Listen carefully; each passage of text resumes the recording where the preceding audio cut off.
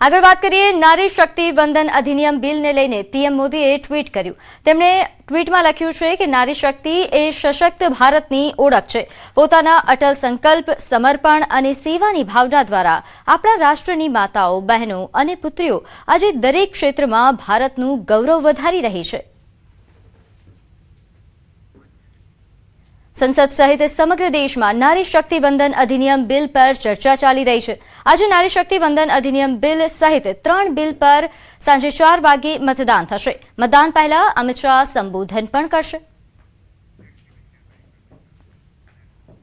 आगळ वात करीए મહેસાણાના કુકસ ગામમાં ગ્રામજનો દ્વારા ચૂંટણી બહિષ્કારની ચીમકી ઉચ્ચારવામાં આવી છે, જ્યાં ઢોલ નગારા વગાડીને લોકો રસ્તા પર ઉતરી આવ્યા અને ટીપી તેમજ અહીં ડીપી સાથે પ્રસ્તાવિત ઇન્ડસ્ટ્રીયલ ઝોન રદ કરવાની માંગ ઉઠાવવામાં આવી છે।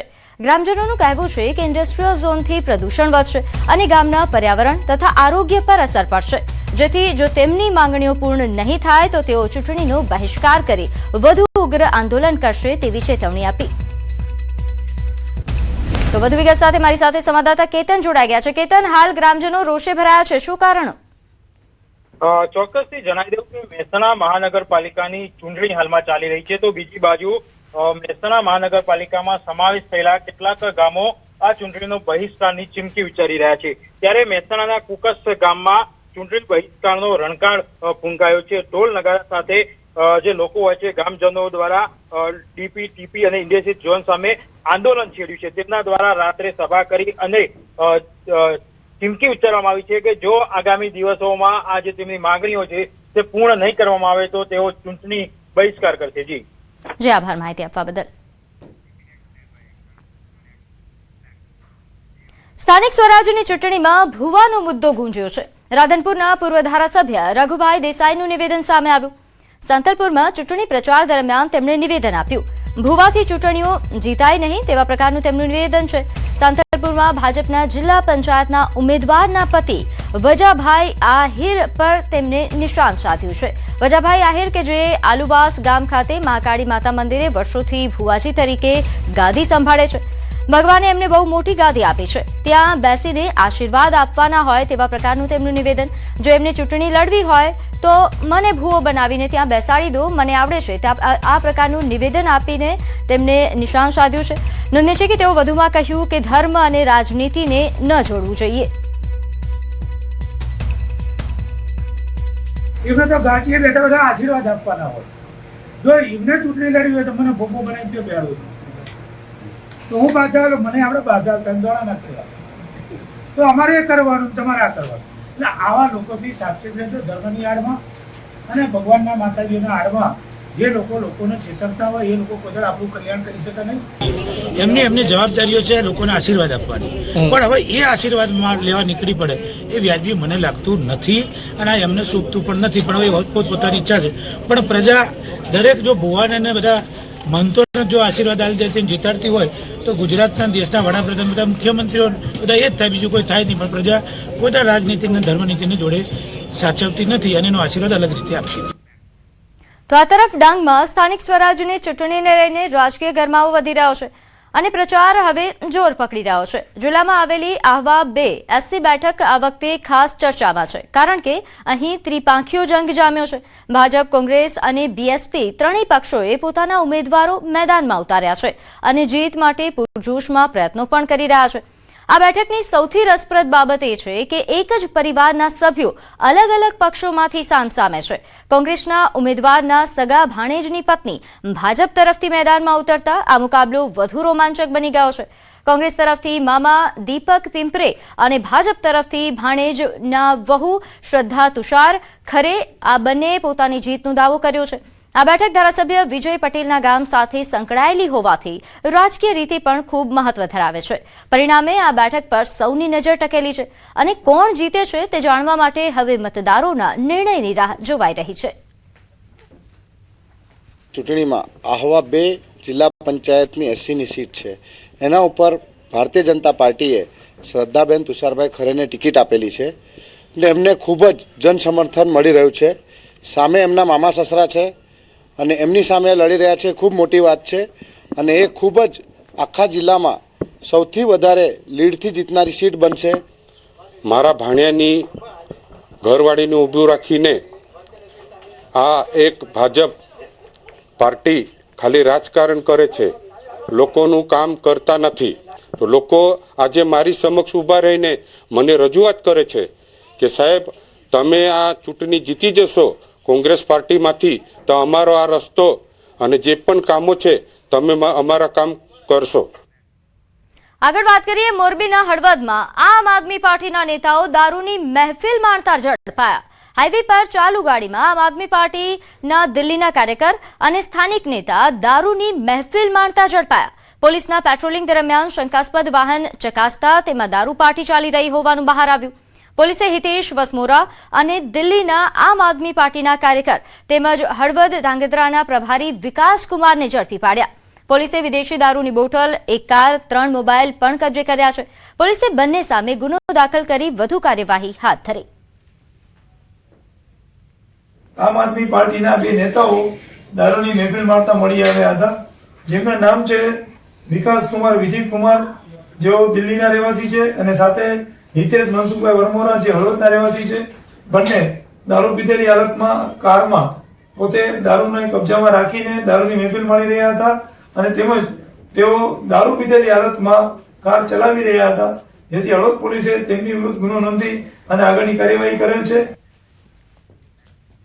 તો અમદાવાદમાં સ્થાનિક સ્વરાજની ચૂંટણીનો ધમધમાટ ચાલી રહ્યો છે અને ઉમેદવારો જીત મેળવવા માટે ભારે ખર્ચ કરતા જોવા મળી રહ્યા છે. પરંતુ ચૂંટણીમાં પારદર્શકતા જળવાઈ રહે તે માટે ચૂંટણી પંચ દ્વારા ઉમેદવારો માટે ખર્ચની મર્યાદા નક્કી કરવામાં આવી છે. પ્રચાર દરમિયાન વપરાતી દરેક વસ્તુ, ચા નાસ્તાથી લઈને મંડપ, માઇક, સાઉન્ડ, બેનર તેમજ પોસ્ટર સાથે વાહન ભાડું, સોશિયલ મીડિયા પર પ્રચાર સુધી બધાના નક્કી કરાયેલા દર હોય છે, જેથી કોઈ ઉમેદવાર નિર્ધારિત ભાવ કરતાં ઓછા કે વધુ ખર્ચનો ગેરવપરાશ ન કરી શકે. ચૂંટણી પૂર્ણ થયા બાદ દરેક ઉમેદવારને પોતાનો સમગ્ર ખર્ચ વિગતવાર પત્રક સ્વરૂપે સંબંધિત ચૂંટણી અધિકારી સમક્ષ રજૂ કરવું ફરજિયાત બને છે. કોઈપણ ખર્ચ છુપાવવો અથવા નોંધ વગર રાખવો એ ગંભીર ગુનો માનવામાં આવે છે, જેના કારણે ઉમેદવાર સામે કાયદાકીય કાર્યવાહી કરવામાં આવશે.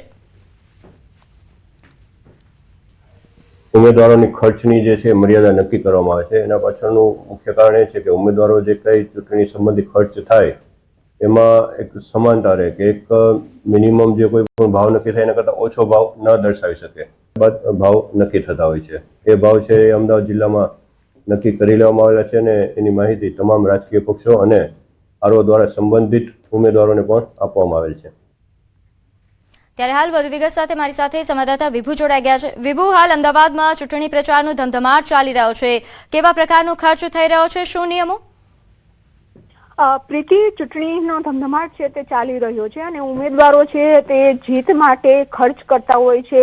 ખાસ કરીને મતદારોને રીઝવવા માટે આકર્ષવા માટે પણ ખર્ચ છે તે આડેધડ કરી દેતા હોય છે. પરંતુ ચૂંટણી પંચ દ્વારા જે નિયમો છે તે લાગુ કરી દેવામાં આવ્યા છે કે ખર્ચ મર્યાદા હોય છે તે જે નક્કી કરવામાં આવી છે. અંદાજિત 9 લાખ જેટલો ખર્ચ છે તે ચૂંટણી પ્રચાર દરમિયાન છે તે કરી શકે છે. જેમાં ચૂંટણીમાં ઉમેદવાર છે તે ચાના કપથી લઈ તેઓ મંડપ યુઝ કરે છે, ગાડી યુઝ કરે છે, ચૂંટણી પ્રચારમાં જે માઇક યુઝ કરે છે, તમામના પ્રાઇસ નક્કી કરી દેવામાં આવ્યા છે અને એ પ્રાઇસ જે નક્કી કરેલા છે તેનાથી નીચો પ્રાઇસ ભરી ન શકે.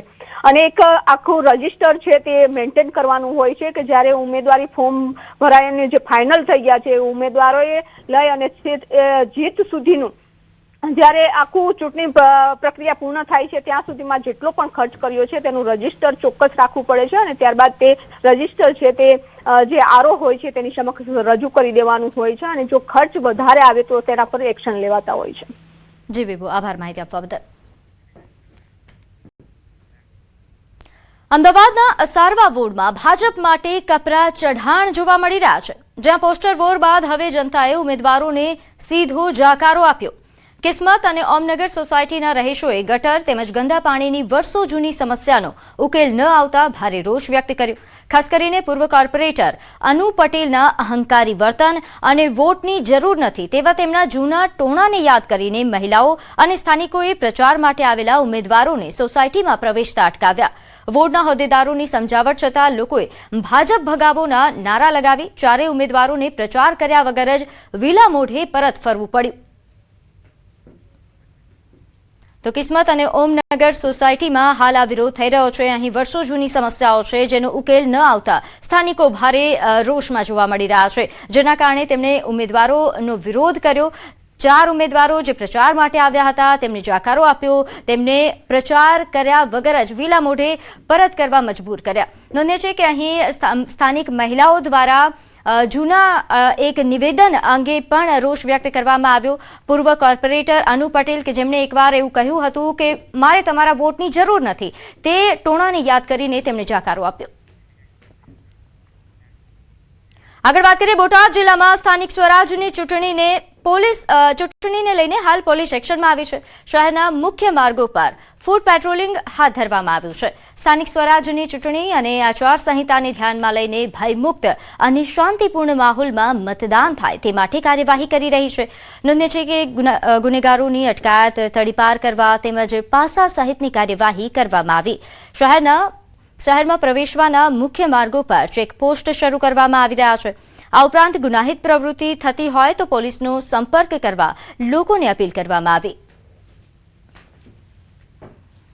જે સંવેદનશીલ બૂથ આવેલા છે તેના રૂટ ઉપર અને આ સિવાય અન્ય જે પણ સંવેદનશીલ વિસ્તારો છે તેને આવરી લઈ અને એક રૂટ માર્ચ અને ફ્લેગ માર્ચનું આયોજન કરવામાં આવ્યું હતું. બોટાદ જિલ્લામાં વિવિધ ચેકપોસ્ટ પણ કાર્યરત છે, જેમાં વાહન ચેકિંગ, ગેરકાયદેસર પદાર્થોની હેરફેર, પ્રોહિબિશનને લગતી પ્રવૃત્તિ, માદક પદાર્થો આ તમામ ઉપર પણ વોચ શરૂ છે. તો રાજ્યમાં સ્થાનિક સ્વરાજની ચૂંટણીને લઈને રાજકીય માહોલ ગરમાયો છે, જેમાં નોંધનીય છે કે 26મી એપ્રિલે 15 મહાનગરપાલિકા, 84 નગરપાલિકા, 34 જિલ્લા પંચાયત અને 260 તાલુકા પંચાયત માટે મતદાન યોજાશે, જ્યારે 28મી એપ્રિલે મતગણતરી હાથ ધરાશે.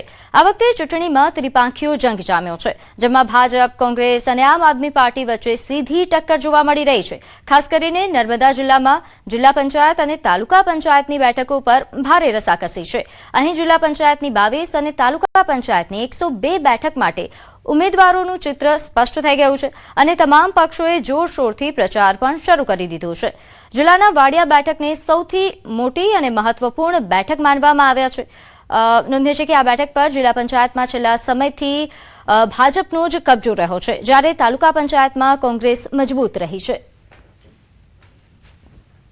આપણે આવી પહોંચ્યા છીએ જે જિલ્લા પંચાયત અને તાલુકા પંચાયતની મુખ્ય બેઠક નર્મદા જિલ્લાની ગણવામાં આવે છે, વડિયા બેઠક. આ વડિયા બેઠકમાં 5000 થી વધુ જે મતદારો છે એ મતદારો ભાજપ, કોંગ્રેસ અને આપના ઉમેદવારને પસંદ કરશે. ત્યારે કહી શકાય કે જે આ જે વડિયા ગામ છે એની થોડી ખાસિયત એ છે કે ડિજિટલ ગામ તરીકે પ્રખ્યાત છે. અહીં ડોર ટુ ડોર કચરો ઉઘરાવવામાં આવે છે. આ એક એવું ગામ છે જે જિલ્લામાં સૌથી વધુ મતદારો આ ગામમાં આવેલા છે. ત્યારે આપણી સાથે કેટલાક ભાજપના, કેટલાક આપવાળા અને કેટલાક સ્થાનિકો જોડાયા છે. એમની સાથે વાત કરીએ. કેટલો વિકાસ આપણા ગામમાં? ભાજપનો ખૂબ એવો સારો વિકાસ છે. તમે જોઈ શકો છો દરેક જગ્યાએ સ્કૂલો છે, કેમેરા લાગેલા છે, ડોર ટુ ડોર આપણે કચરો ઉઘરાવવામાં આવે છે. અત્યારે જુઓ તમે નવી સ્કૂલ બની રહી છે, ગ્રામ પંચાયત નવી આવી ગઈ છે. તો દરેક જગ્યાએ વડિયા જિલ્લા પંચાયતમાં ખૂબ સારો એવો વિકાસ અત્યાર સુધીમાં થયો છે.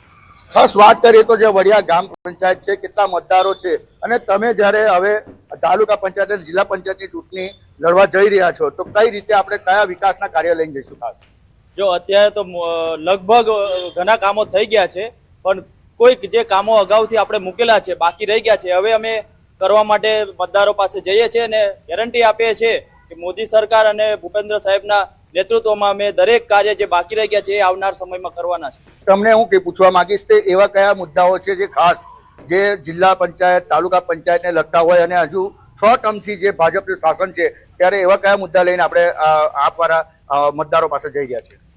આપણા જે અત્યારે આપણે દિલ્હીનું તમને કહીશ કે દિલ્હીમાં જ્યારે આમ આદમી પાર્ટીની સરકાર હતી ત્યારે મફત વીજળી, મફત શિક્ષણ, મફત સ્વાસ્થ્ય, મફત મુસાફરી, મફત જે બુઝુર્ગ હતા જે 60 વર્ષના સિનિયર સિટીઝન એમને મફત મુસાફરી કરાવતા હતા. તો જો દિલ્હી સરકાર કરી શકતી હોય ને હાલ પંજાબ પણ કરી રહી તો આપણી ગુજરાત સરકાર કેમ નથી કરતી? મારે પૂછવું છે સરકારને, જે કંઈ આપણા હોય કેન્ડિડેટ એમને પૂછું કે જે સરકાર ત્યાંની કરી શકતી હોય કેમ નથી કરતી? ખાસ વડિયા ગ્રામ પંચાયત છે, સૌથી મોટી મતદારોની ગ્રામ પંચાયત કહેવામાં આવે છે. કઈ કઈ સુવિધાઓ અહીં મળી રહી છે, કઈ બાકી છે? સાહેબ અહીંયા બધી સુવિધાઓ મળી રહી છે, કોઈ સુવિધા બાકી છે નહીં.